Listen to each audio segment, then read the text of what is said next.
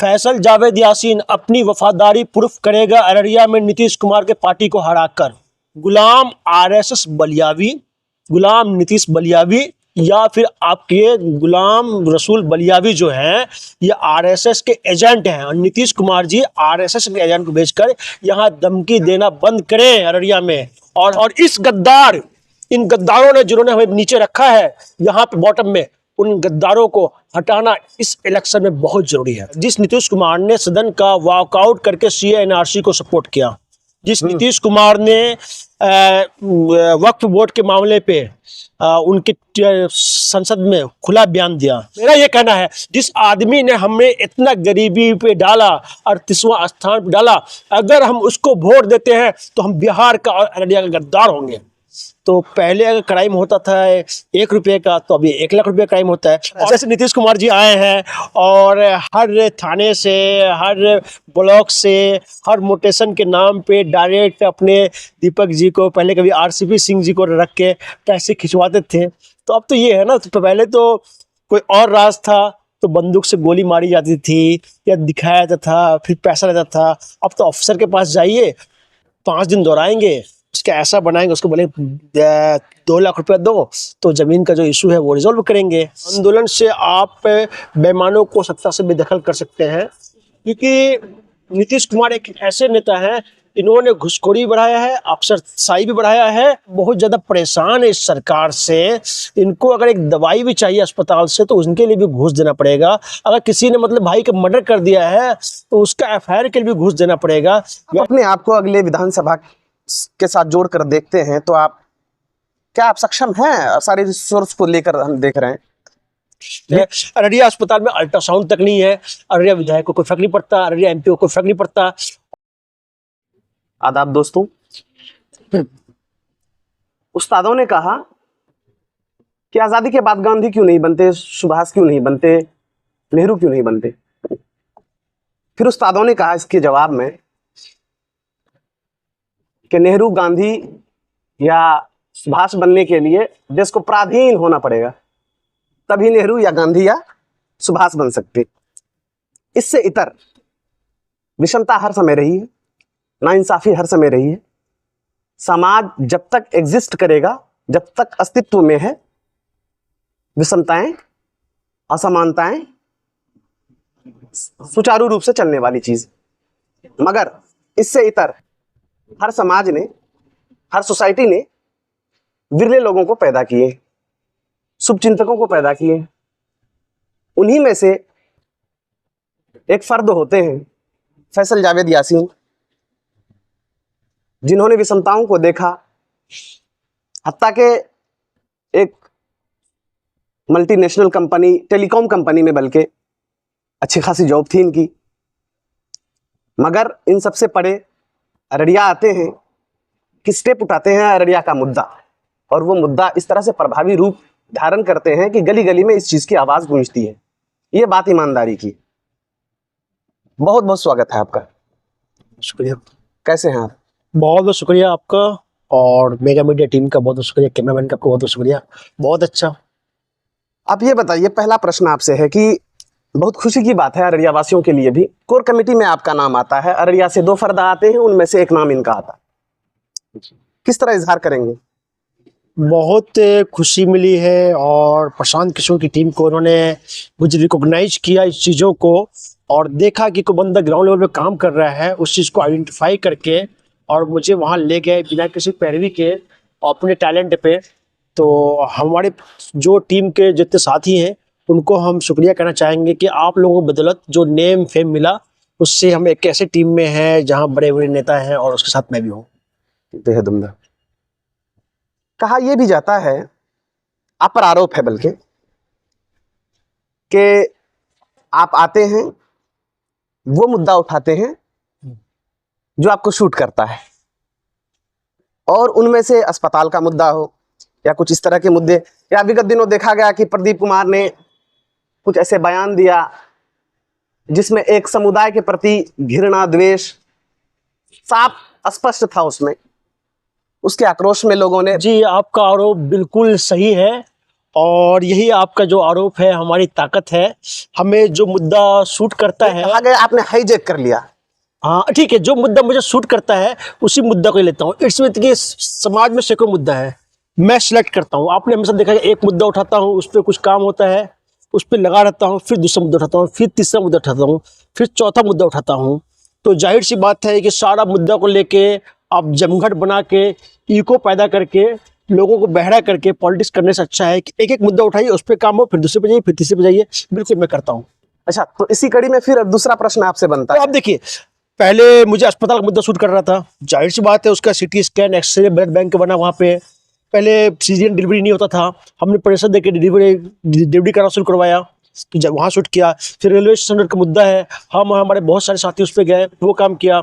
झमटा पुल का मुद्दा है, वो हुआ। और झमटा रोड का मुद्दा है, वो हुआ। और मदनपुर का मामला है अस्पताल का, उस पर हमने काम किया। मैं आपको रोकना चाहता हूं। बांसवाड़ी खुला। तो जाहिर सी बात है कि जो मुद्दा मुझे सूट करेगा, जिस पे मैं काम कर सकता हूँ, जो डुएबल है वो पहले होगा, जो टफ है उसके बाद होगा, जो नॉन डुएबल है जाहिर सी बात है हम कुछ चाह के भी नहीं कर सकते उस तो पर। आपने कहा कि अररिया का अस्पताल का जो मुद्दा था उसको मैंने उठाया और उसमें बहुत सारे काम हो भी रहे हैं। क्या आप संतुष्ट हैं उस व्यवस्था से? अभी तो जिस तरह के मैं अपने काम से बहुत ज़्यादा संतुष्ट इसलिए हूँ कि जो हमने डिमांड उठाया वो जीरो से, अगर वो जीरो था वहाँ पे तो वो 2 भी हुआ, 3 भी हुआ, तो मैं ऑप्टिमिस्ट हूँ। अगर मेरा एक काम हो जाता है तो मैं उससे खुश जरूर हो जाता हूँ, लेकिन उसके आगे देखता हूँ कि 10 काम क्यों पेंडिंग है, उसके लिए लगातार चिल्लाता रहता हूँ। अभी टीबी मरीज के लिए अगर अस्पताल में दवाई नहीं मिल रहा था, इसके लिए हमने काफ़ी लिखा, फिर बात किया, तो वो आ रहा है। जाहिर सी बात है।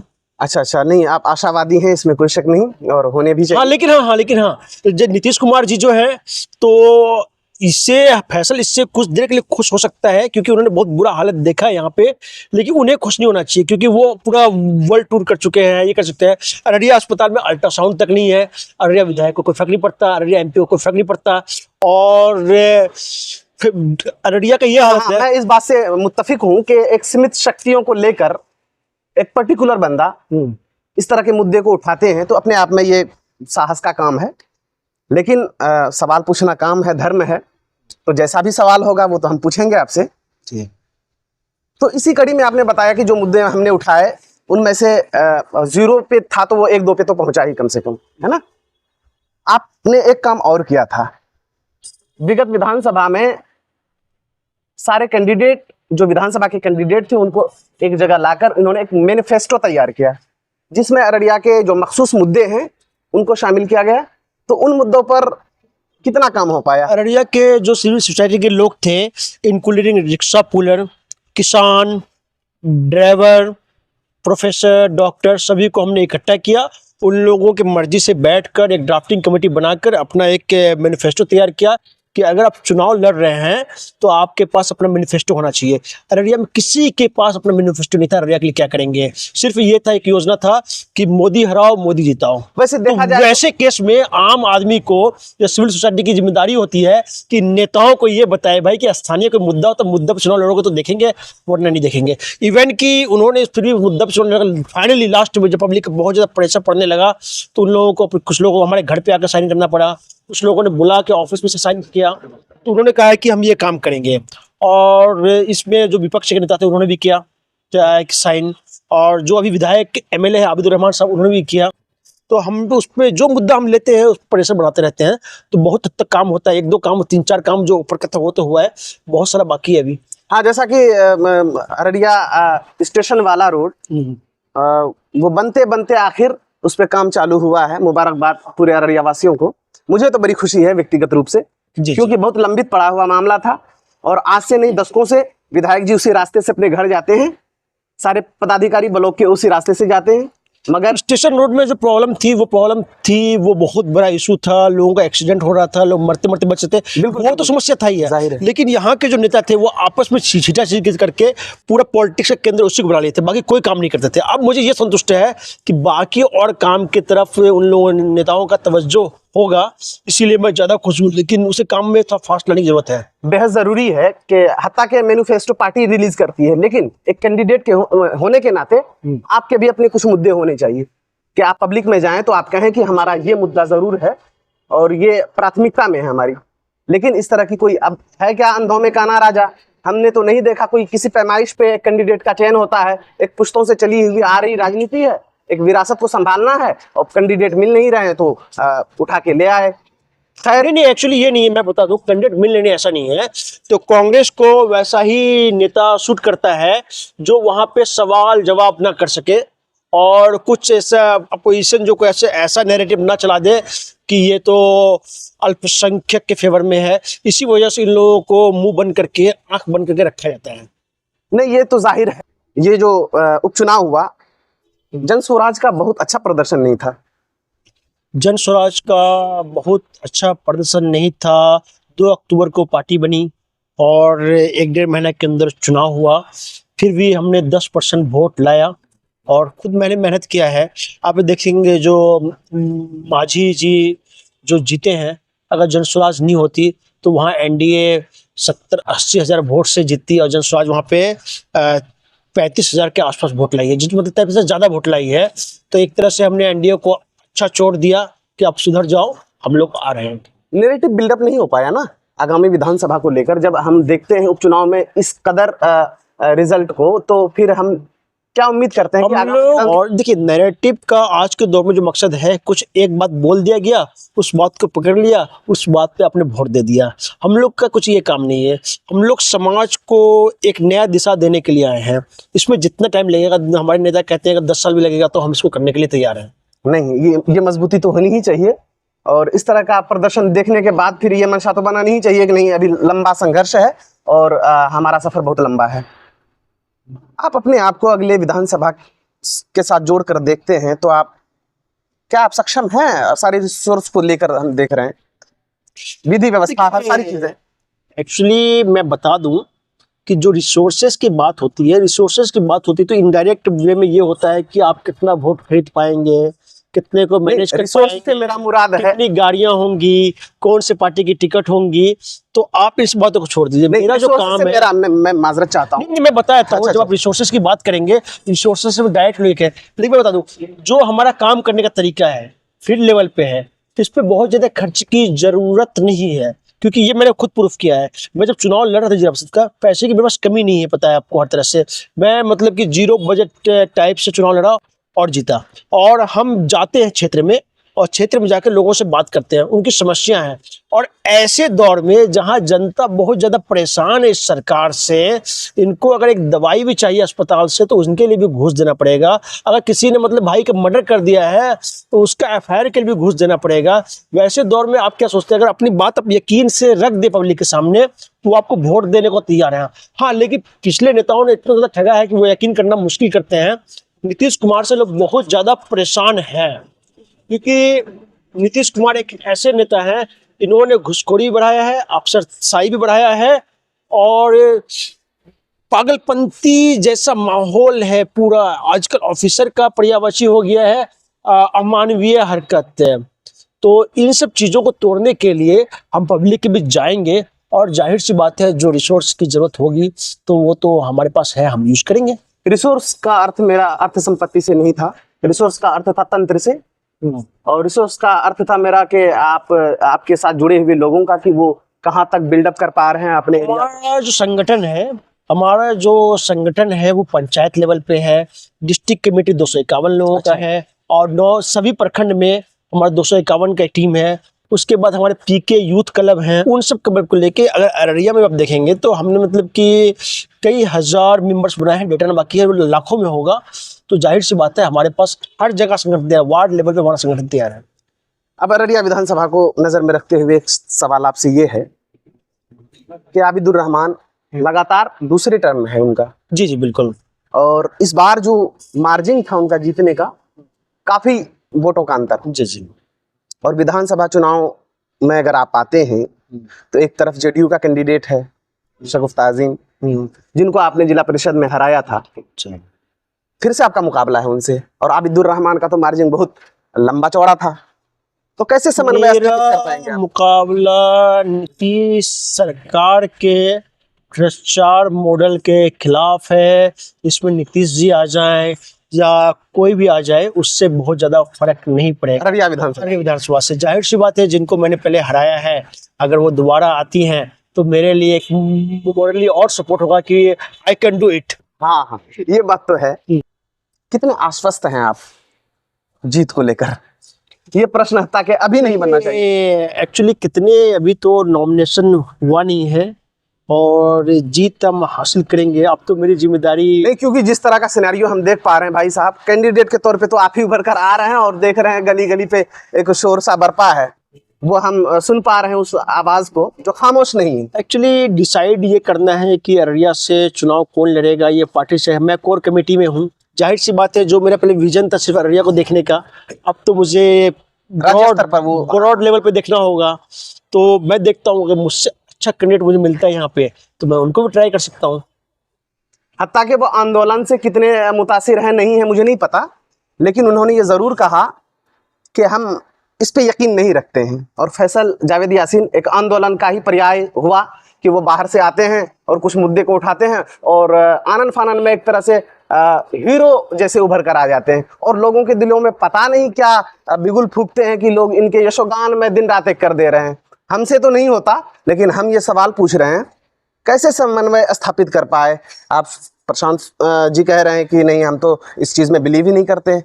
हत्या कि कोई भी संघर्ष इसी से स्टार्ट होता है कि आप मुद्दे को कहाँ पे रख कर देखते हैं, मुद्दे को किस तरह देखते हैं जन सरोकार से रिलेटेड। देखिए, एक्चुअली आंदोलन में मेरा विश्वास इसलिए भी है कि हमने आंदोलन से बहुत सारी कामयाबी हासिल की है। प्रशांत जी पूरा बिहार लेवल पे ये काम करना चाह रहे हैं तो उन्हें संभव है कि ऐसा लगता होगा कि एकदम से कि आप कुछ ऐसा कर दो जिसका दुष्परिणाम हो जाए, अराजक फैल जाए, तो उन चीज़ों से वो अभी फिलहाल बच रहे हैं। लेकिन हाँ, जब टीम पूरा स्ट्रांग हो जाएगी, संवैधानिक जानकारी लेकर और आगे बढ़ेगी, तो इस चीज़ पे हम अपनी बात रखेंगे प्रशांत जी के सामने कि हमें अब आंदोलन की तरफ चलना चाहिए, क्योंकि जनता बहुत परेशान है। जब आंदोलन जनता को लेकर साथ चलेंगे तो फिर उनका हिम्मत बढ़ेगा। बात हमने शुरू की थी आज़ादी और पराधीनता को लेकर। गांधी जी क्रांति के प्रतीक हैं। उन्होंने कई मूवमेंट, सत्याग्रह, चौरी चौरा में जो हत्याकांड हुआ और फिर असहयोग आंदोलन, सब तो आंदोलन से भरे पड़े हैं। और जन स्वराज का जो असली थियरी है वो गांधी जी से ही अभिप्रेरित है। प्रशांत जी ये भी कहते हैं कि हम जो आंदोलन कहते हैं तो लोग आंदोलन का मतलब कुछ और समझते हैं, तो लेकिन वो आंदोलन के फेवर में तो है। जाहिर सी बात है कि आज़ादी आंदोलन से ही आया है, तो वो आंदोलन के फेवर में है। लेकिन जो आम लोग आंदोलन के बाद बनी है। जी, और जो आम लोग इस चीज़ों को समझते हैं तो थोड़ा कॉन्सेप्ट का अंतर हो सकता है। आंदोलन के हंगामा ही आंदोलन नहीं है, एक पद यात्रा हो रहा है, गवर्नमेंट के खिलाफ बोला जा रहा है, लोगों को जोड़ा जा रहा है। दिस इज काइंड ऑफ आंदोलन। हाँ, अब परिभाषाएं लोगों की अलग हो सकती है, महत्ता कम नहीं होती। आंदोलन सदा के लिए किसी भी चीज को सुचारू रूप से चलाने के लिए, मनवाने के लिए, स्थापित होने के लिए एक ही औजार है, एक ही हथियार है, वो आंदोलन है। और आंदोलन से आंदोलन किसी भी चीज को चलाने, आंदोलन बहुत तेजी से किसी चीज को खत्म करने के लिए या समझाने के लिए या हटाने के लिए होता है। सुचारू रूप से चलाने के लिए आपको एक संगठन के साथ चलना होगा। दो अलग चीज़ें। आंदोलन से आप बेईमानों को सत्ता से बेदखल कर सकते हैं, लेकिन इसकी ये गारंटी नहीं होती है कि आगे जो आने वाले हैं वो ईमानदार आएंगे। इसीलिए सही लोग, सही सोच, सामूहिक प्रयास की जरूरत है। लेकिन संभावना ये कहती है कि जो इस तरह से आएंगे उनमें प्रायिकता कम होती है कि अगर इस तरह से संघर्ष करके आ रहे हैं तो लोग इतने भी बेईमान नहीं हो सकते। जैसे नीतीश कुमार जी आए हैं और हर थाने से, हर ब्लॉक से, हर मोटेशन के नाम पे डायरेक्ट अपने दीपक जी को, पहले कभी आरसीपी सिंह जी को रख के पैसे खिंचवाते थे। तो अब तो ये है ना, तो पहले तो कोई और राज था, तो बंदूक से गोली मारी जाती थी या दिखाया जाता था, फिर पैसा लेता था। अब तो ऑफिसर के पास जाइए, 5 दिन दोहराएंगे, उसके ऐसा बनाएंगे, उसको बोले 2 लाख रुपया दो तो ज़मीन का जो इशू है वो रिजॉल्व करेंगे। तो पहले अगर क्राइम होता था 1 रुपये का, तो अभी 1 लाख रुपया क्राइम होता है। और हाँ, अगर बिहार का जीडीपी मतलब कि अगर 100% कुछ अमाउंट है, जो भी अमाउंट है, तो आप 10 गुना ज़्यादा रेवेन्यू जो है घुसखोरों का है। आप ये देखिए, यहाँ के नेताओं को इतना शर्म नहीं है, 38वां स्थान पे होने के बावजूद भी, मतलब कि बिहार के सबसे बुरे जिले में, सबसे बॉटम, नीति आयोग की रिपोर्ट है, नीति आयोग की रिपोर्ट है, अररिया, उसके बाद भी जो आदमी इसके जिम्मेदार है उनको यहाँ बुलाते हैं और उनका जय जयकार करते हैं, और उन्हीं का आदमी जो आरएसएस के आइडियोलॉजी का होता है खुलेआम आके उसी जगह पे, जो मतलब कि सबसे बॉटम में है, साफ कहता है कि अगर आप नीतीश कुमार को वोट ना दोगे, जदयू एनडीए को वोट नहीं दोगे, तो आप गद्दार कहलाओगे। अरे भाई, मुझसे पूछो ना, 38वां स्थान पे हम हैं, सबसे गरीब जिए, और वहां पे आप ये कह के जा रहे हो कि अगर हम नीतीश कुमार को वोट नहीं देंगे तो हम गद्दार होंगे। मेरा ये कहना है, जिस आदमी ने हमें इतना गरीबी पे डाला, 38वां स्थान पे डाला, अगर हम उसको वोट देते हैं तो हम बिहार का और अररिया का गद्दार होंगे। और इन गद्दारों ने, जिन्होंने हमें नीचे रखा है यहाँ पे बॉटम में, उन गद्दारों को हटाना इस इलेक्शन में बहुत जरूरी है। जिस नीतीश कुमार ने सदन का वॉकआउट करके सीए एनआरसी को सपोर्ट किया, जिस नीतीश कुमार ने वक्फ बोर्ड के मामले पे उनके संसद में खुला बयान दिया, जो यूसीसी को इनडायरेक्ट रूप में सपोर्ट करते हैं, जो कहते हैं कि हम सीए एनआरसी बिहार में लागू नहीं होने देंगे, जिनकी औकात ही नहीं है कि लागू ना होने दें। ये कहने का मतलब ये है कि हमने लिख के चेक पे 1 लाख रुपये का आपने मुझे दे दिया, और दूसरा आप कहते हैं कि भाई हम तो किसी भी हालत में उस रुपया खर्चे नहीं होने देंगे। ये तो पॉसिबल नहीं है ना। एक गद्दार, देश का ही नहीं और बिहार का, जिसे ये पता नहीं कल कहाँ बैठना है, आज कहाँ बैठना है, ऐसे लोग, वो भी अररिया में, तो अगली बार जब नीतीश कुमार यहाँ पे आएंगे उनसे ये सवाल होना चाहिए, आप 38वां स्थान पे रख के अपने बलियावी को, ये नीतीश गुलाम बलियावी, और सॉरी आरएसएस गुलाम बलियावी, सॉरी ये गुलाम रसूल बलियावी, मतलब आरएसएस गुलाम, ये हाँ, कहा जाता है कि मुसलमान 2 टाइप के होते हैं। आजादी के बाद 2 कुनबा बटा, एक मुसलमान जो मुसलमान है, दूसरा सरकारी मुसलमान। और हम मानते हैं इस तरह की सांप्रदायिक बहसों में जो पढ़ते हैं, इस तरह के जो वाज देते हैं या फिर तकरीर करते हैं, रिपीट कर दो, गुलाम आरएसएस बलियावी, तो वो जो है वो सरकारी मुसलमान के तौर पे ही देखा जाता है। मैं पर्टिकुलर इस चीज की बात करता हूं कि इस तरह की चीजें अनर्गल नहीं कहनी चाहिए, वो भी एक प्लेटफॉर्म से, और एक जब आप एड्रेस कर रहे होते हैं पब्लिक को और ये कहते हैं कि आपको साबित करनी होगी अपनी वफादारी, किस तरह से, तो एक राजनीतिक दल के एक खास नेता को वोट देकर। फैसल जावेद यासीन, शेमफुल एतराजनाक, फैसल जावेद यासीन अपनी वफादारी प्रूफ करेगा अररिया में नीतीश कुमार के पार्टी को हराकर। और हाँ, मैं दोबारा रिपीट कर दूं, गुलाम आरएसएस बलियावी, गुलाम नीतीश बलियावी, या फिर आपके गुलाम रसूल बलियावी जो हैं, ये आरएसएस के एजेंट हैं, और नीतीश कुमार जी आरएसएस के एजेंट को भेजकर यहाँ धमकी देना बंद करें अररिया में। और हमने पूरा, अगली बार जब आएंगे बहुत अच्छे तरीके से उनका संवैधानिक तरीके से विरोध किया जाएगा। विधानसभा चुनाव बहुत नजदीक है, और अभी से क्या तैयारियां चल रही है आपकी, किस तरह काम कर रहे हैं आप? अभी डोर टू डोर हमारी टीम कामें कर रही हैं पूरे प्रखंडों में, 9 प्रखंड में, और काफी मेहनत के साथ काम कर रही है।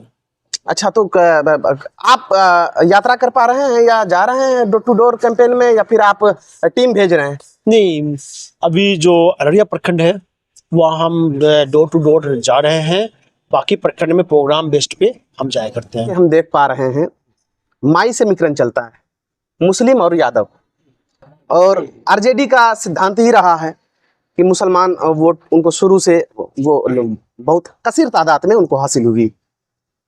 प्रशांत किशोर अब जो कैंपेन कर रहे हैं उसमें देखा जा रहा है कि मुस्लिम वोटों को अपनी तरफ आकृष्ट कर रहे हैं। क्या वो सक्षम हो पाएंगे या फिर वो सफल हो पाएंगे इसमें? मुद्दे की राजनीति करने वालों से ये सवाल ही गलत है। जब हम मुद्दे पर राजनीति करते हैं तो हम ये नहीं देखते हैं कि कौन हिंदू है, कौन मुस्लिम है, कौन किस जात का है। लेकिन बिहार का जो पॉलिटिक्स है जाति आधारित पॉलिटिक्स ही है, इसको आप ना खारिज कर सकते हैं ना।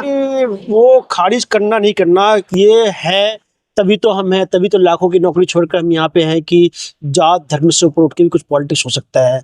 हमने इससे शाहीन बाग आंदोलन भी किया है, सब कुछ किया है और बहुत सारे आंदोलन किए हैं, उसके बाद भी हम अररिया आके मुद्दे की राजनीति कर रहे हैं। तो ये इन सब चीज़ों से हमें बिल्कुल दूर रखा जाए, सीधा ये पूछा जाए कि आपने ये आंदोलन किया, आगे कौन सा आंदोलन करेंगे, इस आंदोलन में क्या फ़ायदा हुआ, किस आंदोलन के क्या घटा है। अगर हम भी राजनीति में वो हिंदू मुस्लिम करना शुरू कर दें तो शायद फिर हमारा मकसद बेकार हो जाएगा। आप ये बताइए कि जो विगत आपने पंचायत चुनाव लड़ा था जिला परिषद का, कैंडिडेट आप नहीं थे, भाभी थी? जी जी। अच्छा, तो आपने कुछ मुद्दे उठाए थे, उनमें से किन मुद्दों पर आप काम कर पाए हैं अभी तक? मैनिफेस्टो आपने जारी किया था। मैं जिला परिषद चुनाव में जो जो वादा किया था तो मैं 99% मैं वादा पूरा कर चुका हूँ। सिर्फ वो छोड़ के कि मदनपुर में एक रोड था, वो 100 फीट का रोड बचा हुआ है और वो मेरे बजट में आ नहीं पा रहा था इतना कम, तो मैं उस पर कोशिश कर रहा हूँ, वो कर लूँगा। तो एक्चुअली हम लोग जो हैं जिला पार्षद हैं, तो यहाँ पे हमारा काम ये है कि निगरानी करके जो काम खुद से हो खुद से करवा लो, जो काम खुद से नो मुखिया मेंबरशिप करके हमारे जो जो अधिकार क्षेत्र से बाहर हैं, नहीं जो काम कर रहे हैं। एक्चुअली नहीं, अगर मैं जिला पार्षद हूँ तो मुखिया मेंबर सब हमारे साथी होते हैं। हमारा काम है कोऑर्डिनेशन करके, और हमारे क्षेत्र में आमतौर पर देखा था जिला पार्षद से मुखिया का रिलेशन अच्छा नहीं है। हमारे क्षेत्र में जितने मुखिया हैं मेंबर हैं सभी से रिलेशन मेरा बहुत अच्छा है। जो काम मैं नहीं कर पाया मैंने उनको बोला कि आप कर दीजिए, उन्होंने मुझे सपोर्ट किया, वो काम हो गया। उसके बाद हाँ, मैनिफेस्टो की जो बात आप पहले कर रहे थे, तो चुनाव लड़ने से पहले मेरा मैनिफेस्टो जो था वो आंदोलन से शुरू हुआ था। बोची अस्पताल नहीं खुला था तो वहाँ हमने पहला प्रोटेस्ट किया, फिर उसके बाद बसवाड़ी में किया, जहाँ जहाँ मुद्दा था मैंने बस ये नहीं लिख के दे दिया। हमारा मैनिफेस्टो ओरल मैनिफेस्टो था और लोगों को इन्वॉल्व किए हुए थे हम लोग। अगर बोची अस्पताल में अगर हमने मतलब कि 1000 लोगों ने प्रोटेस्ट किया, फिर अररिया आके बात किया, वो अस्पताल खुलवाया, फिर उसके हरिया अस्पताल खुला, बांसवाड़ी अस्पताल खुला। तो जो हमारे अधिकार क्षेत्र में नहीं था वो हमने आम जनता से करवाया, आम जनता को लेकर आए अररिया और प्रोटेस्ट करवाएं। तो मैंने आज तक ये नहीं कहा कि ये काम मेरा नहीं है। मैंने जनता से चुनाव के समय भी कहा कि जो काम मेरे मुझसे होगा मैं करूंगा, जो काम मुझसे नहीं होगा आप वादा कीजिए कि आप करवा के दीजिएगा। लोग हंसते हुए हम कैसे करवा के देंगे, मैंने कहा मैं आपसे करवाऊंगा कि आप कैसे करवा के देंगे। तो वो हम अपने मैनिफेस्टो पे है। अभी भी अगर आप क्षेत्र जाएंगे, अगर एक बंदा ये नहीं बोलेगा कि फैसल ने ये वादा किया ये पूरा नहीं कर पाया। अच्छा, ये कॉन्फिडेंस है आपका। खैर, हम तो निकलेंगे फील्ड सर्वेक्षण में और हम देख पाएंगे भी कि क्या हुआ है क्या नहीं। और दूसरा, कभी आपसे मुलाकात होगी तो हम पूछेंगे भी आपके क्षेत्र से रिलेटेड सवाल। बेहद शुभकामनाएं आपको, बहुत अच्छा कीजिए, बेहद दुआएं, और इसी के साथ बहुत बहुत धन्यवाद। चलिए, थैंक यू।